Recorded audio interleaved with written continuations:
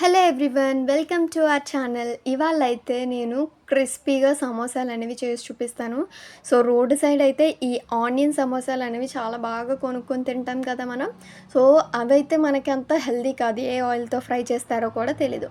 So ఈ మనమే చాలా ఈజీగా ఇంట్లోనే చాలా పర్ఫెక్ట్గా సేమ్ టేస్ట్ వచ్చేలా చేసేద్దామా? సో ప్రాసెస్లోకి అయితే వెళ్ళిపోదాం. సో ఫస్ట్ అయితే ఒక బౌల్ అయితే తీసుకోవాలి. ఆ బౌల్లోని 1 కప్పు వరకు నేను గోధుమ పిండి అయితే తీసుకుంటున్నాను. హెల్తీగా చేద్దామనే ఉద్దేశంతో నేనైతే గోధుమ పిండి తీసుకుంటున్నాను. మీరు కావాలంటే మైదా పిండిని కూడా యూజ్ చేసుకోవచ్చు ఈ ప్లేస్లో. సో 1 కప్పు వరకు పిండిని యాడ్ చేసి ఇందులోనే రుచికి సరిపడా ఉప్పు కూడా యాడ్ చేసుకోండి. సో మీరు ఎంత ఉప్పు తీసుకుంటారో దాన్ని బట్టి ఉప్పు కూడా యాడ్ చేసుకొని ఇందులో ఒక 2 స్పూన్స్ వరకు ఆయిల్‌ని కూడా యాడ్ చేసుకోండి. సో ఆయిల్ ఏంటంటే ఒక స్పూన్ వరకు ఏంటంటే వేడి వేడి ఆయిల్, ఒక 2, 3 స్పూన్లైనా పర్వాలేదు. సో ఆయిల్ ఎలా సరిపోయిందని తెలుస్తదంటే పిండి మొత్తం బాగా మిక్స్ చేసిన తర్వాత మొత్తం పిండిలోకి బాగా ఆయిల్ అనేది సరిపోయిన తర్వాత ఇలా గట్టిగా పట్టుకొని నొక్కి చూస్తే ఏంటంటే అది ఒక ఉండలాగా తయారవ్వాలి. ఇలా ఉండ కట్టాలి. సో ఇది పర్ఫెక్ట్ కన్సిస్టెన్సీ అని చెప్తాను. సో ఇది అయిపోయిన తర్వాత ఏంటంటే ఇందులో కొంచెం వాటర్, కొంచెంగా వాటర్‌ని కూడా యాడ్ చేసుకొని ఒక డోలా చేసుకోవాలి. మనం చపాతీ పిండికి ఎలా ముద్ద చేస్తామో సో దీనికి కూడా సేమ్ అలానే ముద్ద చేసుకోవాలి. సో ఇలా ముద్ద చేసేసిన తర్వాత ఏంటంటే మొత్తం బాగా మిక్స్ చేసుకొని ఒక డోలా తయారు చేసుకోవాలి, చపాతీ పిండి డో. సో చూసారా పర్ఫెక్ట్‌గా ఇలా అయిపోయిన తర్వాత సో పిండి మొత్తాన్ని ఒక రౌండ్ బాల్‌లా చేసేసి నేనైతే కర్రీ స్టఫ్ చేసే వరకు పక్కన ఉంచుతున్నాను. దీనికి రెస్ట్ ఇస్తున్నాను. సో ఇప్పుడైతే మనం కర్రీ స్టఫ్ చేయడం చూద్దాము. సో ఫస్ట్ అయితే ఒక 5 ఆనియన్స్ వరకు చాప్ చేసుకొని పెట్టుకోవాలి. ఒక 2 చిల్లీస్ కూడా చాప్ చేసుకున్నాను. సో ఇవైతే ఒక బౌల్‌లోకి అయితే తీసుకుంటున్నాను. సో పచ్చిమిర్చి, ఆనియన్ అనేది చాలా ఎక్కువ క్వాంటిటీలో ఉండాలి. ఇందులో కావాలంటే మీరు ఇంకా చపాతీలో కార్నర్స్ మిగిలిపోయినవి చిప్స్‌లా ఫ్రై చేసుకొని కూడా అవి కూడా యాడ్ చేసుకోవచ్చు. సో నేనిక్కడైతే యాడ్ చేయట్లం లేదు.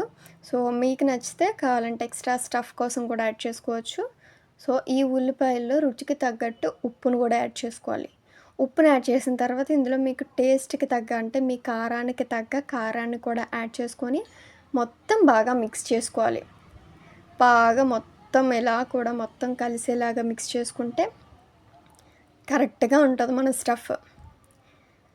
సో చూసారా ఈజీగా మన స్టఫ్ కూడా రెడీ అయిపోయింది. ఇంక మనం బేస్ కూడా తయారు చేసుకుంటే సరిపోతుంది. సో ముందుగా మనం కలిపి పెట్టుకున్న గోధుమ పిండి ముద్దను కూడా తీసుకొని బాగా నీట్ చేసుకోవాలి.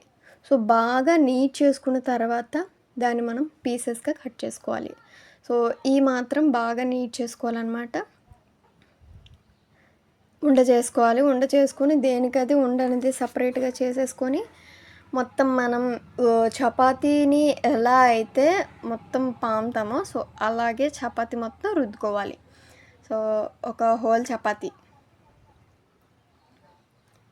మరీ పల్చగా కాదు, మరీ థిక్‌గా కాకుండా సో మీడియంగా ఒక సమోసా మనకి తిన్న ఫీల్ ఎలా వస్తదో అలా మీడియంగా చేసుకోవాలి.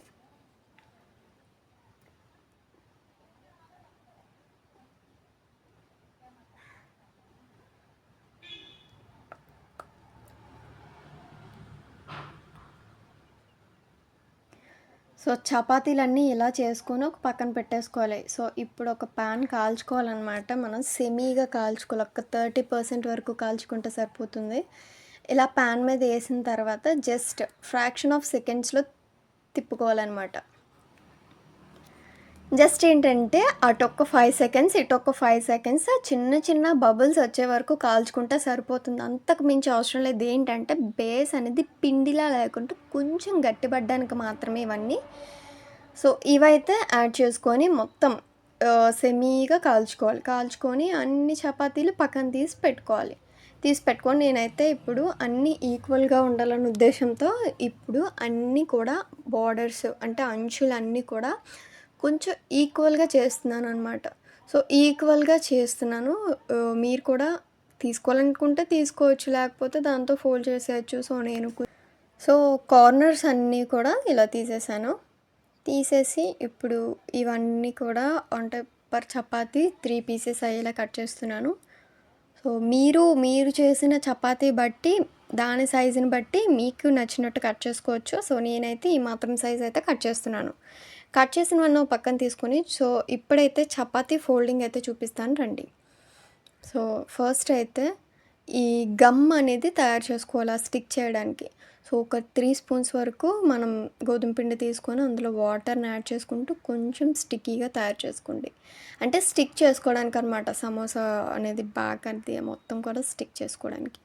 సో, ఇప్పుడైతే సో, గమ్ గూడా రెడీ అయిపోయింది. సో, చూసారా ఫస్ట్ అయితే చపాతీని ఇలా ఫోల్డ్ చేసి, దాని తర్వాత దానికి ఆపోజిట్‌గా గమ్ అనేది రాసి, ఇలాగా సమోసా అంటే కోన్ షేప్‌లో తయారు చేసుకోవాలి. ఇలా తయారు చేసుకున్న దాంట్లో స్టఫ్ అనేది చేసుకోవాలనమాట. మనం తయారు చేసుకున్న స్టఫ్ అనేది పెడుతున్నాను. మొత్తం కూడా స్టఫ్ కూడా ఫిల్ చేసిన తర్వాత ఆ పైన కార్నర్స్‌కి కూడా మొత్తానికి కూడా ఇలాగ గమ్ అనేది స్టిక్ చేసుకొని మొత్తం బాగా దగ్గరికి ఫోల్డ్ అయ్యేటట్టు అంటే ఎలాంటి ఓపెనింగ్స్ లేకుండా చూసుకోండి. ఎందుకంటే ఆయిల్ అది అంటే స్టఫ్ అనేది బయటకొచ్చినా సరే మొత్తం ఆయిల్ అనేది చెడిపోతది. సో, దానికోసం అని చెప్పి. సో, చూసారా సమోసా షేప్ అనేది ఎంత బావుందో.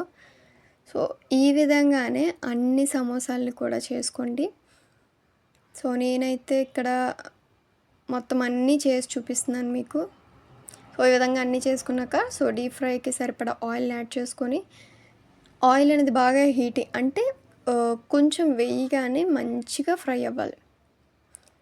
సో, ఆ విధంగా యాడ్ చేసుకొని మొత్తం కూడా బాగా ఫ్రై చేసుకోవాలనమాట.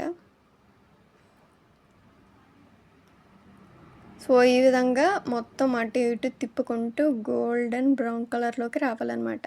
సో, ఈ విధంగా గోల్డెన్ బ్రౌన్ కలర్ వచ్చిన తర్వాత సో, పక్కకు తీసి పెట్టేసుకోవడమే అనమాట. సో, చూసారు కదా సమోసా అనేది చాలా సింపుల్ ప్రాసెస్ అండి. పిండి అనేది కలుపుకొని కొంచెం అవి రుద్దుకుని ఓపిక ఉంటే సరిపోతుంది. సో, నేను చెప్పాను కదా చిప్స్ మిగిలిపోయాయని. సో, ఇవి స్లైసెస్‌గా కట్ చేసుకొని ఇలా ఫ్రై చేసుకొని తింటే ఇవి కూడా చాలా టేస్టీగా ఉంటాయి. సో, ఇందులోకి మనం కాంబినేషన్‌గా తినడానికి పచ్చిమిరపకాయ కూడా నేను ఫ్రై చేసిన పచ్చిమిరపకాయ అండ్ ఫ్లేవర్ బాగుండడానికి కరివేపాకును కూడా తీసుకుంటున్నాను. సో, మీకు నచ్చింది మీరు వేసుకోవచ్చు. నేనైతే ఇలా చేశాను. ఆనియన్ సమోసా టేస్ట్ అయితే చాలా బాగుంది. మస్ట్ ట్రై అని చెప్తాను. సబ్స్క్రైబ్